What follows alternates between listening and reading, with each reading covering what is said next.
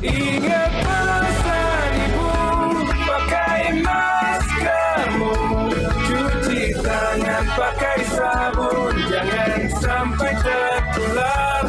Ingat selalu pesan ibu, jaga jarakmu, hindari kerumunan, jaga keluargamu.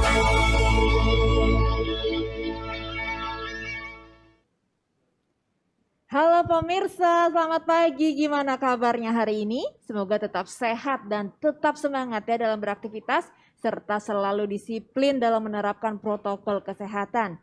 Senang sekali saya Egit Hapsari bisa menemani Anda semua pagi hari ini dalam perbincangan dengan tema Geliat Pengusaha Lokal untuk Menembus Pasar Global dalam Transisi Era Pandemi, yang disiarkan secara langsung dari Media Center Satuan Tugas Penanganan COVID-19 Geraha BNPB Jakarta.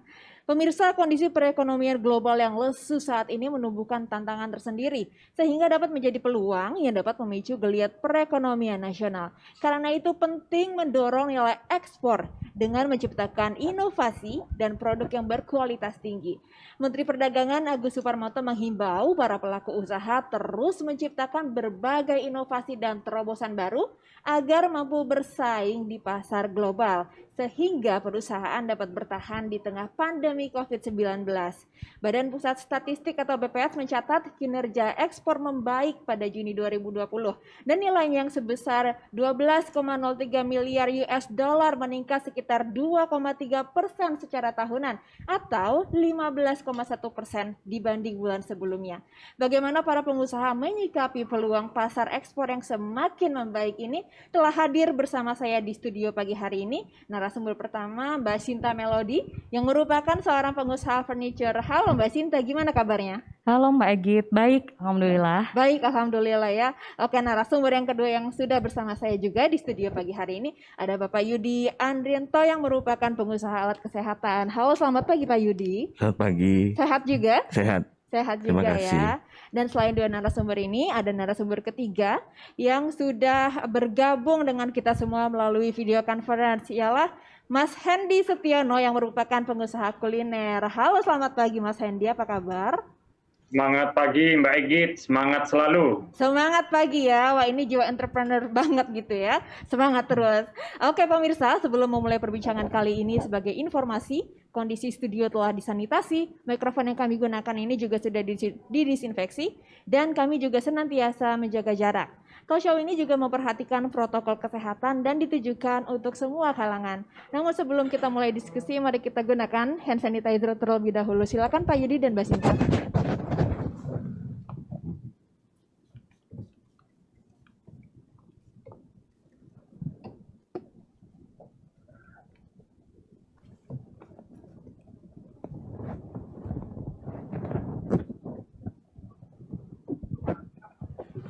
Oke, protokol 3M sudah kita lakukan ya sebelum memulai diskusi, dan selama diskusi ini berlangsung, langsung aja nih saya pertama nanya dulu mungkin ke Mbak Sinta ya. Mbak Sinta ini kan kalau pengusaha itu selama dalam situasi apapun ini biasanya kan yang dilihat itu peluang dan peluang gitu. Nah dari perspektif Mbak Sinta sendiri ini peluang seperti apa yang Mbak Sinta lihat dari pandemi ini? Dari pandemi ini jujur kalau di bisnis saya itu furniture, kita sebetulnya 70% itu ekspor, 30% lokal. Namun ketika pandemi memang terjadi penurunan ekspor. Nah, saya melihat adanya peluang untuk kita merambah lebih ke pasar domestik di situ. Jadi saya mulai approach ke pasar domestik karena memang orang-orang yang mungkin budgetnya untuk travel, mereka mungkin renovasi rumah atau bikin kantor di rumah karena WFH kan di situ. Jadi kita melihat peluangnya di situ dalam bisnis saya. Betul. Apalagi WFH, e-learning sekolah online kan mungkin butuh meja komputer atau setting-settingan lain untuk work from home tetap estetik gitu lah ya. Iya betul sekali. Gitu. Terus jadi selama ini nilai penjualannya sendiri di bisnis furniture gimana Mbak Sinta? Nilai penjualannya untuk dalam ekspor memang ada penurunan ya. Tapi untuk domestik kita mulai merambah. Tapi in general tetap masih terjadi sedikit penurunan karena memang 70% kita kan ekspor tadinya. 70% ekspor. Dan sekarang ini ekspornya masih di angka tersebut? Di ekspornya kita mulai kemarin pandemi sempat menurun, tapi memang mulai bulan Juni itu sudah mulai kita mengirim barang lagi ke luar negeri. Oh gitu karena ya. kan sudah mulai dibuka lockdownnya. Mhm. Iya, begitu. Jadi bisa menjadi peluang lagi ya untuk kita terus mengejut ekspor ya Mbak Betul, Sinta. harus terus semangat. Harus terus Iya. semangat. Nah oke, selanjutnya kita akan beralih pada Pak Yudi sebelah saya yang ini. Pak Yudi ini entrepreneur atau pengusaha di bidang alat kesehatan ya Pak Iya, Yudi. betul. Nah penasaran juga nih dengan bisnis alat kesehatan, apalagi ini kan lagi masa pandemi ya Pak Yudi ya. Karena permintaan alat-alat kesehatan ini terus melonjak. Ya, dari kami alat kesehatannya berbasis teknologi ya. Jadi yang kami buat di perusahaan ini adalah teknologi ultraviolet tipe C. Oh ultraviolet, oke. Iya, yang bergelombang 254 untuk steril ruangan. Untuk saat ini marketnya di dalam negeri sendiri cukup baik, menjanjikan. Berikutnya juga kami punya target tersendiri yaitu menciptakan teknologi yang terbaru yaitu VAR UVC 222 VAR UVC 222 nanomicron, iya. Dan itu sudah mendapat paten dari Dirjen Haki. Kemungkinan kami terbuka untuk bekerja sama dengan BUMN di Indonesia untuk mengembangkan alat-alat ini mencegah penyebaran lebih luas lagi virus. Oke, jadi artinya di masa pandemi ini demand masyarakat terhadap alat kesehatan ini semakin meningkat ya Pak Yudi ya. Mungkin bisa diperkirakan berapa persen peningkatannya? Oh, kalau untuk alat kesehatan kenaikannya cukup tinggi, terutama teman-teman juga dari HIPMI mungkin juga masker, alat sterilizer, kemudian sanitizer dan sebagainya itu juga cukup tinggi. Buat kami ini cukup menggembirakan. Cuma kedepannya mungkin kita akan mencoba untuk keluar atau tantangannya terhadap global ya. Tuh. Jadi mungkin dari kami dan teman-teman di HIPMI juga mungkin bisa disupport oleh pemerintah. Jadi agar lebih dimantapkan lagi, dimatangkan lagi dari sisi bisnisnya. Baik, semoga itu harapan para pengusaha tentunya in general. Nah, bisa sharing nggak sih Pak Yudi sama kita awalnya tercetus ide bisnis alat UV itu bagaimana awalnya? Sebenarnya saya punya tim namanya Design House. Jadi teman-teman saya ini memang mereka Master of Science dari dulu pernah karir di Amerika. Jadi pada saat Indonesia mengalami wabah, kami berpikir untuk berbuat sesuatu bagi bangsa dan negara. Jadi kami mencoba menciptakan satu alat. Sebenarnya teknologi ini sudah lama. Ultraviolet ini dipakai di industri food karena kalau tidak ada UV ultraviolet, airnya berjamur, bakterinya juga, jadi sehingga expirednya lebih cepat. Kemudian di air dan di udara memang sudah ada lama ultraviolet. Jadi untuk saat ini awalnya kami berbuat ini adalah kami menciptakan produk untuk agar masyarakat terlindungi dengan yang kami sebut protokol tambahan aja. Oke. Tapi bukan untuk direct ke manusia. Dan tentunya ini sangat berguna ya di masa pandemi seperti ini. Betul. Oke, kalau tadi Mbak Sinta dari bidang furniture, kalau Pak Yudi alat kesehatan. Sekarang kita akan cari tahu nih seperti apa sih peluang bisnis kuliner di masa pandemi ini. Kita sapa dulu Mas Hendy. Halo Mas Hendy, bisa cerita nggak sih sama kita gimana pergerakan grafik bisnis kuliner yang Mas Hendy geluti dalam masa pandemi ini? Ya, Mbak Egit. Jadi memang menarik ya di kondisi pandemi ini. Jujur ini adalah krisis keempat yang saya pribadi lalui selama 17 tahun menjalani usaha kuliner. Tapi agak berbeda dengan 3 krisis sebelumnya yang memang hanya bersifat financial crisis. Kali ini ada aspek kesehatan yang memang juga harus dijaga. Tapi juga tidak hanya dialami oleh saya sendiri, namun juga dialami oleh seluruh pelaku bisnis di seluruh dunia. Jadi ada temannya buat diskusi dan teman curhat begitu ya. Tapi kalau dalam bisnis kuliner, kalau saya boleh sharing, ya contohnya di awal-awal masa pandemi, beberapa store saya seperti Kekinian yang ada di dalam mall, karena mallnya tutup, mau tidak mau kita menutup operasional di dalam mall. Kemudian beberapa store kita seperti Ngikan Yu yang berbasis dine-in, sebelumnya konsumen datang membeli langsung di outlet kami seperti dine-in, karena tidak diperbolehkan lagi dine-in, mau tidak mau kita hanya mengandalkan traffic take away. Demikian pula dengan outlet kami seperti kontainer kebab yang buka 24 jam di beberapa store kami di SPBU yang tersebar di seluruh Indonesia. Itu juga tidak boleh lagi beroperasi 24 jam akibat aturan PSBB yang hanya memperbolehkan sampai maksimal jam 9 malam.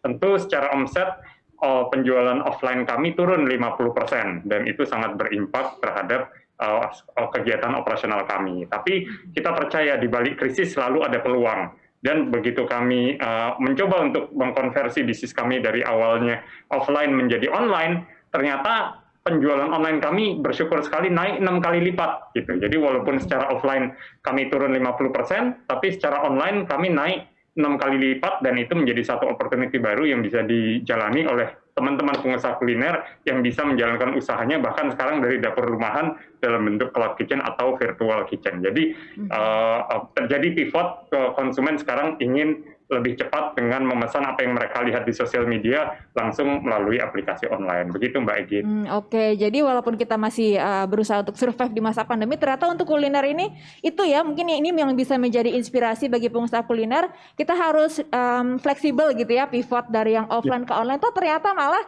justru ketutup ya, penurunan 50% dari dine-in tadi ya. Betul sekali. Betul. Jadi itu yang membuat kita akhirnya bisa survive dengan spirit agile atau fleksibel terhadap keadaan. Oke. Saya ke Mbak Sinta lagi nih. Mbak Sinta, gimana sih Mbak cara untuk mengelola bisnis furniture waktu pandemi ini? Boleh sharing sama kita semua nggak? Ya, waktu pandemi jujur awal-awal di bulan Februari sampai bulan Februari itu kita sudah terima order untuk ekspor. Tapi mulai bulan Maret itu terjadinya lockdown kan Mbak Egit ya. Yep. Nah jadi itu di situ mulai lagi penurunan. Tapi di lockdown itu alhamdulillah bagi bisnis saya sendiri itu penundaan bukan pembatalan order. Jadi kita terjadinya penundaan. Nah ketika penundaan itu saya melihat ada peluang-peluang untuk domestik itu tadi. Jadi saya melihat orang-orang mau renovasi rumah atau kita melakukan inovasi terhadap barang-barang kita yang bisa masuk untuk kala pandemi seperti mungkin office furniture-nya tadi segala macamnya, terus mungkin e-learning tadi yang untuk meja untuk anak-anak segala macam itu kita mulai beralih ke pasar merambah ke pasar domestik untuk retail juga. Jadi tidak dalam kuantiti banyak tapi kita juga melayani retail seperti itu sendiri. Jadi untuk mengimbangi, jadi untuk pengelolaan terjadi di situ. Pun di dalam pabrik kita juga mulai melakukan protokoler seperti kita agak jauh-jauhan sedikit ini bagian produksi kita. Social distancing lah ya. Social distancing di dalam pabrik itu sendiri. Itu sih yang kita kelola. Hingga akhirnya mulai bulan Juni mulai order-order kita mulai mengirim lagi ke luar. Begitu. Jadi lockdown ini bukan berarti terhenti tapi justru produksi tetap jalan terus ya? Iya, selama Tetap lockdown jalan terus. yang masih alhamdulillah dalam bisnis saya produksi tetap berjalan terus karena tadi adanya juga order-order dari pasar domestik itu sendiri. Jadi kita bagaimana kita menciptakan inovasi-inovasi seperti itu sendiri. Inilah ya memang penduduk Indonesia dengan geliat konsumsinya ini juga bisa menjadi penyelamat bagi dunia pengusaha ya, Betul, Mbak ya. betul. Oke. Iya. Nah terus mungkin pengusaha-pengusaha lain berusaha untuk survive di tengah pandemi, let's say dengan melakukan efisiensi. Untuk usaha dari Mbak Sinta sendiri juga terdampak seperti itu nggak Mbak? Untuk efisiensi kita sampai saat ini kita belum ada pengurangan tenaga kerja sih Mbak Egit. Alhamdulillahnya kita tetap masih tenaga kerja kita tetap sama dan belum ada juga WFH. Tadi hanya kita lakukan social distancing, lalu kita adakan kalau masker memang sehari-hari selalu pakai ya kalau di tempat saya, tapi kita adakan hand sanitizer dan vitamin-vitamin kita selalu adakan di pabrik. Jadi begitu mereka mungkin kurang enak badan bisa minum vitamin seperti itu gitu sih ya. Iya. Oke. Nah saya ke Pak Yudi lagi. Pak Yudi tadi kan sempat mengatakan ya bahwa sinar UV yang Bapak kembangkan ini bisa digunakan di ruangan. Tapi untuk aplikasinya nih di mana aja Pak? Ya, sejauh ini kami sudah bekerja sama dengan Rumah Sakit Darurat Wisma Atlet. Beberapa saat yang lalu kami juga ada mensuplai di beberapa rumah sakit. Sebenarnya ultraviolet ini balik lagi memang di kedokteran ini memang sudah digunakan di ruang operasi untuk sterilisasi.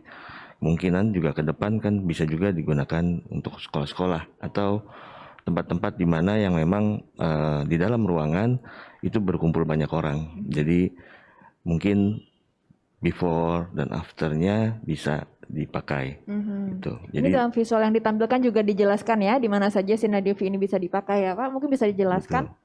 Jadi sinar ultraviolet ini sejauh ini adalah protokol tambahan yang memang dapat digunakan untuk mencegah penyebaran virus yang saat ini ada SARS-CoV-2, bisa di public area, di Trans Jakarta, di bus, train, di airport, rumah sakit, dan ruang-ruang meeting, bahkan di rumah pun bisa digunakan. Bisa juga digunakan. Iya, tapi dengan catatan bahwa alat kesehatan UV sterilizer ini harus bersertifikat Kemenkes RI, karena bagaimanapun dengan sertifikasi dari Kemenkes berarti ada tanggung jawab produsen terhadap konsumen.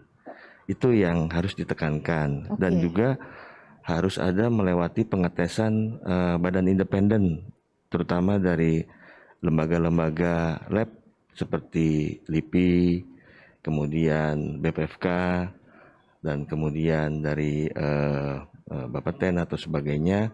Mungkin itu yang harus ditanyakan oleh konsumen, karena ada berbagai macam jenis juga ultraviolet, ada yang tube quart, ada juga yang LED. Jadi kekuatan dari energi ultraviolet yang dikeluarkan itu berbeda-beda.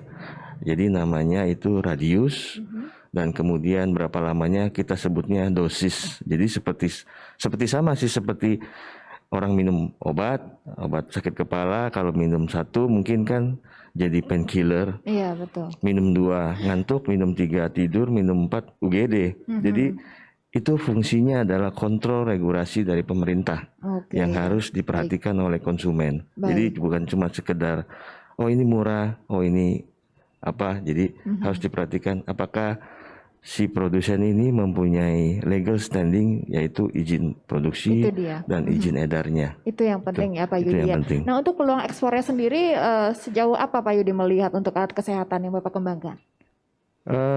Peluang ekspornya untuk UVC agak berat, karena memang UVC bergelombang 254 ini di negara seperti contohnya China itu cukup masif produksinya. Di negeri kita sendiri, negara kita, beberapa part memang kita nggak punya, kayak tube-nya atau apa, itu sulit sekali pembuatannya. Jadi kalau produk kami itu mungkin kita boleh dibilang di atas TKD-nya 90, karena tube-nya kita nggak bisa buat, tetap harus impor. Kedepan mungkin tantangannya buat saya dan tim Design House adalah bagaimana menciptakan satu penemuan baru yang kami sebut itu namanya VAR UVC 222. Nah itu mungkin baru 1-2 yang ada di dunia, dan kami baru mendaftarkan paten itu di Dirjen Haki. Oh, ini perlu diapresiasi juga ya dari Indonesia ya Pak Yudi ya. Mungkin itu yang bisa diekspor. Oke, ini dia peluangnya ya. Oke, dari Pak Yudi saya ke Mas Hendy lagi nih. Halo Mas Hendy, ini kabarnya Mas Hendy ini baru aja buka cabang ya di India ya. Itu kapan tuh Mas Hendy? Ya, jadi betul sekali. Seharusnya plan awal terlaksana pada pertengahan tahun 2020. Namun akibat pandemi COVID-19, plan tersebut sempat tertunda. Dan alhamdulillah bersyukur sekali untuk pembukaan Babat Raffi di negara India akhirnya bisa terlaksana insya Allah pada bulan Desember tahun 2020 ini. Jadi itu adalah gerai pertama Babat Raffi di India sebagai negara ke-10 untuk brand Babat Raffi sebagai brand asli Indonesia yang go global, dan India menjadi negara ke-10 dari brand Babat Raffi sendiri. Dan insya Allah Desember besok gerai pertama sudah buka, dan sekarang sudah dalam tahapan renovasi dan persiapan training dari karyawan yang akan mau beroperasi di sana. Oke, nah ini bisa menjadi sebuah encourage atau dorongan juga ya buat pemirsa atau pengusaha yang juga mungkin sedang menjalankan bisnis kuliner, bahwa dalam situasi yang serba menantang ini justru tuh terbuka banyak pintu dan juga peluang ya Mas Hendy. Boleh sharing nggak Mas Hendy gimana ini ceritanya sampai di tengah pandemi malah buka cabang di luar negeri? Ya, jadi memang salah satu cara supaya kita bisa terus bertahan dalam masa krisis atau pandemi seperti ini, selain inovasi dan kreativitas, adalah sinergi dan kolaborasi. Dalam zaman sekarang, agar kita bisa bertahan dan kita bisa terus bertumbuh, penting sekali untuk berkolaborasi. Itu sebabnya beberapa bisnis yang saya jalankan, baik di dalam negeri, saya banyak menjalankan secara kolaborasi, seperti ini kan Penyapi dan lain sebagainya, yang saya berkolaborasi menggandeng teman-teman konten kreator. Demikian pula dengan pada saat kita berkembang secara global, dengan menemukan partner yang tepat, berkolaborasi menggandeng partner yang tepat, sehingga kita bisa membawa brand kita, local brand, supaya eksis di luar negeri. Dan bersyukur sekali dengan menemukan partner sebagai master franchise, akhirnya kita sebagai brand lokal bisa mengembangkan merek tanah air seperti Baberapi yang base-nya adalah UKM, perlahan-lahan kemudian bisa berkembang di luar negeri. Seperti itu, Mbak Igi. Oke, ini seperti prinsipnya, if you want to be a successful entrepreneur, work together ya, not walk alone gitu ya, Mas Hendy ya. Oke, nanti jadi gimana? ada quote yang mengatakan, if you want to go fast, go alone, but if you want to go far, go together. Go together. Itu akhirnya kita terapin, gitu, Mbak. Oke, terus Mas Hendy gimana sih untuk menciptakan iklim positif ini pada bisnis yang sedang kita geluti, misalkan untuk terutama untuk pelaku bisnis kuliner meski dalam situasi yang penuh tantangan seperti di tengah pandemi? Ya, jadi agar terus positif memang penting sekali untuk kita terus membuka diri dan belajar. Penting sekali untuk bisa memanfaatkan waktu rebahan kita seproduktif mungkin dengan mengkonsumsi ilmu-ilmu yang bermanfaat, konten-konten kreatif, di mana sekarang kita sudah bisa belajar melalui aplikasi online daring, kita sudah bisa mengikuti webinar, kita sudah bisa mengikuti acara-acara yang bermanfaat seperti pagi hari ini, dengan kita memanfaatkan waktu WFH kita, waktu rebahan kita dengan terus meningkatkan upgrade ilmu, maka tidak menutup kemungkinan suatu saat ilmu tersebut bisa kita realisasikan dan kelak kita menjadi salah satu orang yang berhasil yang lahir di balik krisis.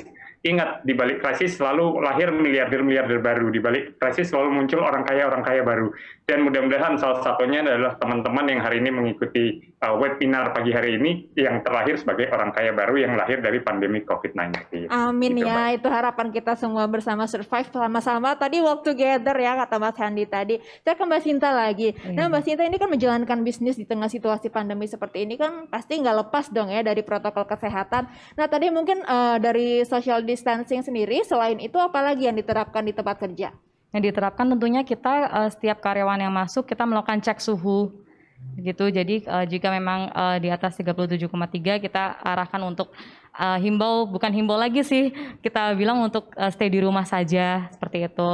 Baik kalau misalnya ada yang kurang enak badan juga kita minta untuk 14 hari ya WFH. Tapi kalau itu biasanya karyawan, kalau misalnya itu terjadi di dalam karyawan yang di dalam produksi memang sedikit berat untuk mereka harus WFH, tapi mau nggak mau kita harus jalani. Karena kan itu kan efeknya ke banyak faktor seperti itu. Lalu kita adakan masker segala macam. Dan juga kalau ada tamu-tamu dari luar negeri, dari luar kota pun juga kita sangat-sangat jaga jarak juga gitu. Tapi sampai saat ini sih tamu-tamu dari luar kota kita rapatnya secara virtual begitu. Okay. Sekarang udah bisa digital ya semuanya. Iya, ya, sekarang sudah bisa digital. Harus ke digital juga mau nggak mau. Betul, Iya. lebih efisien juga ya. Betul sekali. Iya, kayak gitu. Nah, Pak Yudi, kalau tadi Mas Hendy cerita ini strategi bisnis di tengah pandemi ini mungkin bergeser dari offline ke online dan juga berkolaborasi dengan content creator Indonesia. Kalau dari bisnis alat kesehatan ini strategi apa yang bisa diterapkan? Ya, di dalam pandemi ini memang we will not be the same in the new normal. Jadi yang kami terapkan tetap seperti biasa di pabrik, produktivitasnya tetap kami jaga, performanya, kemudian juga protokol kesehatan juga kami jalankan. Jadi buat kedepannya mungkin kami akan menambah anak-anak bangsa yang memang berlatar belakang dari teknik engineering atau teknik elektro, bisa bekerja sama dengan universitas melakukan berbagai penelitian, tapi juga bukan berarti penelitian yang kami lihat dari pandangan kami bahwa penelitian yang saat ini adalah hanya sekedar penelitian, tapi penelitian yang bisa diimplementasikan, dikomersilkan untuk digunakan masyarakat banyak, mungkin juga bahkan dunia. Oke, ini dia ya. Yang penting ini juga bisa mendorong mungkin lingkungan di anak muda sendiri supaya tetap produktif dan juga menciptakan karya-karya baru ya dan juga berkontribusi. Nah, saya ke Mas Hendy lagi nih. Mas Hendy, ini kan hampir semua sektor harus menghadapi penyesuaian begitu ya. Nah, apa saja penyesuaian yang harus Mas Hendy lakukan ini supaya roda bisnis tetap berputar selain tadi yang Mas Hendy sebutkan? Ya, jadi memang kondisi new normal ini membuat situasinya sudah berubah. Memang tidak ada yang bisa menjawab kapan kondisinya kembali normal. Namun kita harus bisa beradaptasi dengan kondisi yang ada sekarang. Contohnya, meeting sudah diselenggarakan melalui aplikasi online daring. Seminar dilaksanakan melalui online daring. Memesan makanan sudah dilakukan via online. Sehingga mau tidak mau dengan kebiasaan baru tersebut, kita sudah harus bisa beradaptasi. Itu sebabnya zaman sekarang spirit yang harus dimiliki adalah satu spirit bernama agile. Agility adalah satu sikap yang harus kita miliki agar mampu fleksibel dan berkompromi terhadap keadaan. Contohnya, dalam masa pandemi seperti sekarang, alhamdulillah bersyukur sekali di bulan Juli kemarin, kami bisa membuka satu brand kuliner baru bernama Nyapi, yaitu sei sapi kekinian yang berkolaborasi dengan Edozel, seorang YouTuber terkenal, dengan niatan untuk membuka lapangan kerja di masa pandemi saat banyak yang terkena PHK. Dari satu cabang pertama yang kami buka di Gading Serpong bulan Juli kemarin, bersyukur sekali ternyata mendapat respon yang sangat bagus. Per hari ini alhamdulillah telah membuka 55 cabang di seluruh Indonesia dengan kekuatan digital dan sosial media. Jadi ternyata tetap ada peluang. Kalau kita bermindset dan bermental positif, kita berusaha terus inovasi dan kreatif, maka selalu akan terbuka peluang-peluang di masa pandemi. Dan pastikan teman-teman adalah satu dari bagian teman-teman yang berhasil menciptakan peluang di balik krisis di masa pandemi ini. Begitu Mbak Egit. Oke, wah ini luar biasa sekali ya. Jadi ternyata malah berkembang nih bisnis kuliner di tengah pandemi. Mungkin tergantung cara menghandle juga dan bisa menjadi inspirasi semoga ya. Nah, saya ke Mbak Sinta lagi nih. Mbak Sinta, ada nggak sih kiat atau strategi mungkin yang menjadi acuan nih dalam menjalankan bisnis in general gitu di tengah situasi menantang? Oh, tentunya karena perlu kita ketahui tantangan terbesar juga adalah kita biasanya pameran-pameran dagang baik dalam negeri maupun internasional itu kan tertunda. Di situ jadi kita tidak bisa mempromosikan bisnis kita secara langsung atau produk kita secara langsung kepada konsumen atau buyer, maka ketika pandemi ini kita harus lebih branding di digital.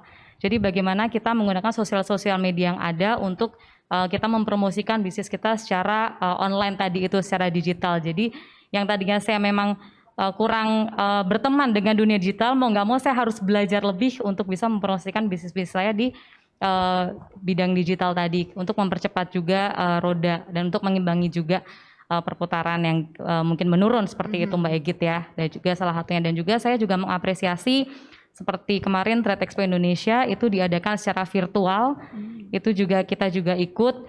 Jadi bagaimana dan mereka juga tetap berkomunikasi dengan para klien-klien di luar, tentunya juga dengan kementerian dan kedutaan ITPC agar juga tetap mempromosikan bisnis-bisnis terutama industri kreatif di Indonesia ini secara digital. Jadi itu salah satu strategi yang kita jalankan. Jadi semuanya serba di-push digitalnya, dari sosial media seperti itu sih Mbak Egit. Oke, jadi lebih ke digital ya. Mungkin kalau Pak Yudi nih, mungkin terakhir singkat aja bisa nggak berbagi tips mungkin sama kita semua pemirsa ataupun pengusaha yang kiranya menghadapi situasi yang sama di tengah pandemi? Ya, buat kami mungkin tipsnya satu, to create the future, to predict the future you have to create it. Itu jadi kita nggak tahu pandemi ini kapan selesai. Jadi kedepannya ya kita terus berinovasi, terus berkarya buat bangsa dan negara. Itu aja, jangan putus asa. Itu dia ya, to create the future. You have to create the future gitu ya intinya ya buat Musa. You have to create the future ya. Oke, ini semoga yang bisa dicatat nih buat pemirsa ataupun pengusaha yang menyaksikan pagi kali ini. Memang jika kita melihat sisi positif dari pandemi ini ya justru banyak peluang bisnis ya Mbak Sinta dan Pak Yudi yang bisa kita ciptakan ya. Karena itu dengan peran aktif dan juga mungkin kontribusi seluruh elemen masyarakat, kita bangsa Indonesia nih bisa bangkit dari keterpurukan dan bersama melawan COVID-19. Oke, makasih banyak Mbak Sinta dan Pak Yudi atas waktunya untuk sharingnya. Semoga ini bisa menjadi inspirasi dan manfaat ya buat yang menyaksikan. Makasih juga Mas Hendy untuk berbagi inspirasi bisnisnya di bidang kuliner. Semoga sehat-sehat semua kita semua dan survive dari pandemi ini ya. Amin. Nah, oke pemirsa, tiba saatnya kita di penghujung acara dan semoga bincang-bincang hari ini bisa bermanfaat untuk kita semua. Jangan lupa pemirsa untuk selalu memakai masker, menjaga jarak dan menghindari kerumunan, serta mencuci tangan pakai sabun dengan air yang mengalir.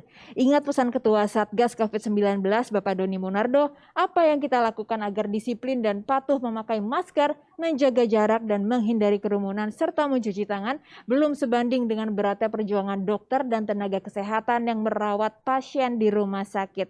Saya akhiri talk show kita pagi hari ini. Saya Egit Hapsari bersama tim yang bertugas dan para narasumber pamit undur diri. Selamat pagi dan sampai jumpa.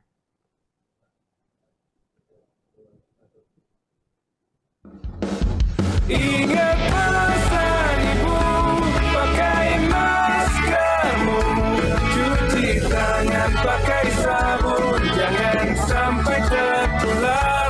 Ingat selalu pesan ibu, jaga jarakmu, hindari kerumunan, jaga keluargamu.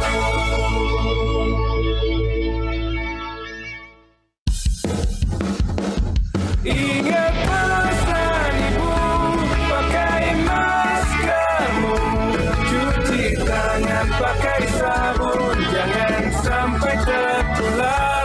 Ingat selalu pesan ibu, jaga jarakmu, hindari kerumunan, jaga keluargamu.